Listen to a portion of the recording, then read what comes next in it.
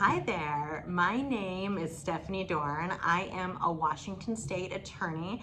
I'm also an adjunct instructor of critical thinking at a local university. And in this fun informational video, I'm going to tell you some tips to negotiate like a lawyer, whether it is arguing a bill, getting a better rate at a hotel, or just making your point strongly and clearly. There are some techniques that we learn in law school that can be really helpful in applying to everyday life in order to get what you want out of the situation. So, first tip, look at the rule.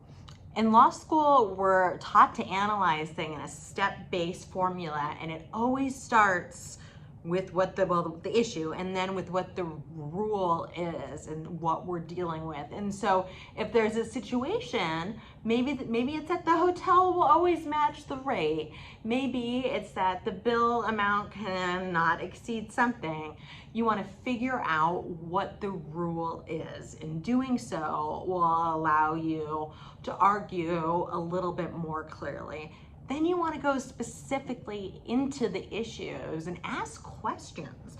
What is this surcharge? What am I paying for with it? Was this something I was made aware of? Think about how many questions you can have about the details. Another thing lawyers do is always prepare for a counter argument. It's not enough just to know your case inside and outside and know your position and know what you want.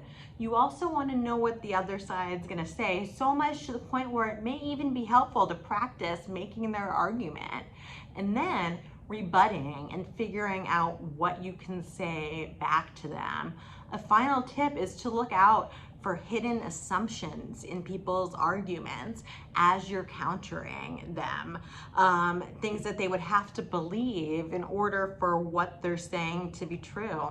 And then you don't know unless you try, and unless you ask, and unless you ask for that promotion based on all the reasons that you've given, or unless you ask for that better deal. It's really about being bold, being okay with being told no and accepting that, and having that brazenness going into it that you know you can fail and that is okay.